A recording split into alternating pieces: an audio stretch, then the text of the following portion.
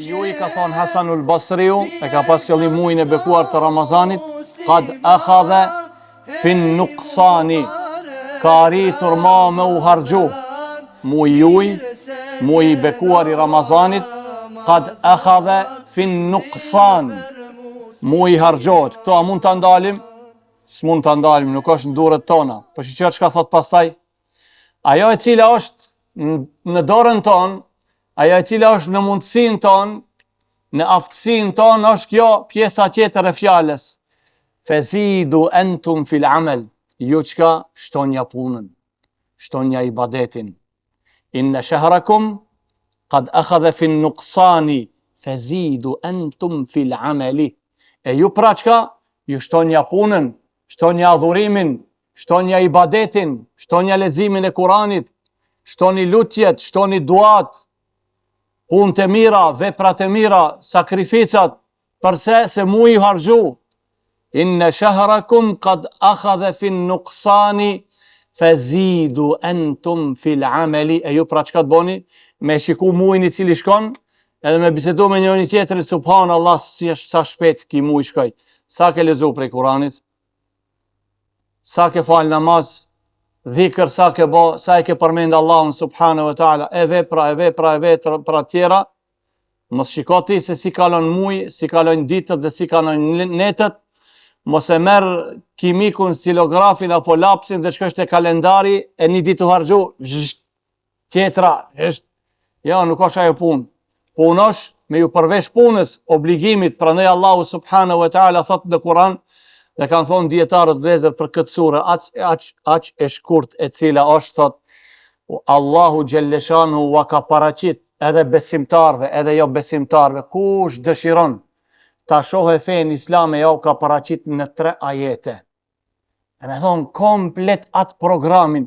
A i dini ato cilët përpiqen ta marrin shtetin, e pastaj kur i kanë ato zgjedhjet, e kur i kanë ato tubimet, e mbledhjet, e ku ta diun, tregojnë se çka do të bojnë ato 1 vjet para, veç flasin, këto do ta bëjmë, atë do ta bëjmë, kështu me radhë.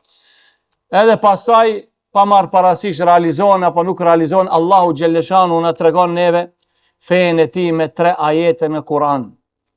Prandaj Imam Shafiu rahimahullah ka thonë, sikur të mjaftonte vetëm kjo sure të ishte për këtë çështje, do të mjaftonte. Dhe Allahu thot: "Wal 'asr innal insana lafi khusr." Këto janë 2 ajete. Wal 'asr, Allahu xhelleshanu betohet në kohën. Kan thonë asr prej komenteve që i bëhet fjalë për namazin e iqindis, por ajo më e saktë është wal 'asr. Allahu subhanahu wa taala betohet për kohën. Pse? Për arsye se fjalët të cilat vinë pas këtij betimit të madh që Allahu betohet ndaj kohës, e cila ka aq shumë vlerë, thot Allahu: "Innal insana lafi khusr." Inna, me të vërtet. Kjo do të thonë është që e vërteton. El insana lafi khusr. Njeriu është në humbje të madhe. Allahu subhanahu wa taala do të na thotë që humbjen e ka sicili para vetes së tij. Humbja është para syve tua. E Allahu xhelleshanu tash vjen illa, kjo illa në gjuhën arabe thonë adatul istithna, shkronja përvetësuese, i përvetëson. Illa alladhina amanu. Allahu xhelleshanu thotë me përjashtim ata të cilët kanë besu. Do me thonë kjo fe vlla ka besim në të gjitha ato që na ka lajmëru Allahu subhanahu wa taala, në të gjitha ato që na ka lajmëru Muhamedi sallallahu alaihi wasallam. A vetëm kaq, shumë lehtë besojmë, wa amilu salihat, dhe pastaj çka? Dhe veprojnë vepra të mira. Besim, feja islame çka ka? Besim, besosh në Allahun, melekët, libra, ditën e gjykimit e kështu me radhë. Pastaj çka? Të besosh të gjitha, cilat kanë argumentet sakta dhe të qarta prej Kuranit dhe prej Sunetit. Pastaj Allah thot wa amilu salihat, dhe bon vepra, nuk tha wa amilu amalan, wa amilu as-salihat, bon vepra të mira. Çka është vepra e mirë? Ajo vepër që shkri për hir të Allahut dhe është në pajtim, në përputhshmëri me traditën e pejgamberit sallallahu alaihi wasallam. A vetëm kaq? Ai cili sot vëllezër beson dhe punon vepra të mira, nuk mjafton kaq. Allahu e bëri diçka, si me thonë, një lloj mekanizmi i cili vazhdon deri ditën e gjykimit që besimtarët duhet me përdor ato. Wa tawasau bil haqqi wa tawasau bis sabr. Këto janë pa ndërprer. Nevojitet hak, me këshillu njëri tjetrin për hakun, për të vërtetën, i cili haku më i madh është fjala la ilaha illa Allah, Muhammedur Rasulullah, wa tawasau bil haqqi wa tawasau bis sabr. E sot ta flasish hakun, me të vërtetë nuk është lehtë, është rënd, prandaj Allah thotë wa tawasau bis sabr. E këshillon njëri tjetrin që mos ju frikë askujt përveç Allahut subhanahu wa taala, thuhet vërtetën në mënyrën më të mirë, në formën më të mirë, me sjellje, me edukat, edhe pse ti do të veprosh kështu prap, do të gjesh sfida, do të gjesh kundërshtime e gjëra tjera, prandaj wa tawasau bis sabr. Tregohet se shokët e Muhamedit sallallahu alaihi wasallam gjithmonë kur e kanë takuar njëri tjetrin dhe kanë bisedu, kur janë shpërnda, për shembull, e ke takuar një vëlla musliman, ja për shembull Abu Bekri e ka takuar Uthmanin ose Aliun, edhe kanë bisedu dhe pasaj kur janë shpërnda me shku, njëri apo tjetri kanë fillu, ja kanë lexuar këtë surën. Wal asr innal insana lafi khusr illa alladhina amanu wa amilu s-salihati wa tawasau bil haqqi wa tawasau bis sabr. Ja kanë njëri tjetrit që kanë kujtuar këtë surë. Besimin Allahun, domethënë para humbjen, mos jena prej atyre që humbin, se Allahu e ka vërtetuar që shumica e njerëzve janë në humbje, në shkatrim, në dështim, me përjashtim ata të cilët kanë besu. Prandaj nuk mund të shpëtosh vetëm nëse beson. Por nuk mund të shpëtosh vetëm nëse beson dhe nuk bën vepra të mira. Prandaj nëse do të shpëtosh, duhet të besosh, duhet të bësh vepra të mira, edhe duhet të këshillohesh me sabër dhe duhet të këshillohesh me të vërtetën, me të hakun. Allahu subhanahu wa taala do ta cekë edhe këtë ajet për arsye se këtu ka të thona shumë prej sahabeve. Thot Allahu xhelesha në Kur'an, fa idha faraghta, çka vjen pastaj? Fansab, fa idha faraghta, kur të lirohesh. Fansab, ngru dhe qëndro. Fa idha faraghta, fansab, wa ila rabbika farghab. Do me thonja e këtire di ajeteve vëllezër është fa idha faraghta, një prej komenteve në tefsir thot është kur të lirohesh.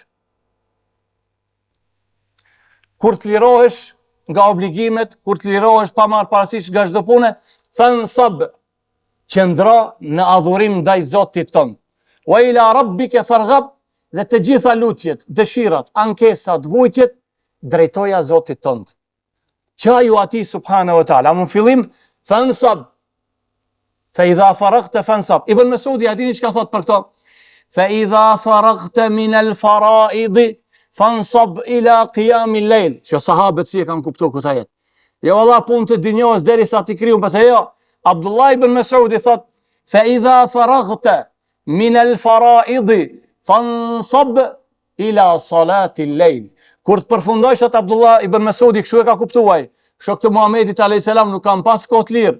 Fa idha faraghta, kur të lirohesh nga obligimet e domosdoshme, kur të lirohesh nga falja e farzit, bëhet fjalë normal namazi yacis, çu pastaj dhe fal namaz natë. Kështu e kanë kuptuar shokët e Muhamedit alayhis salam.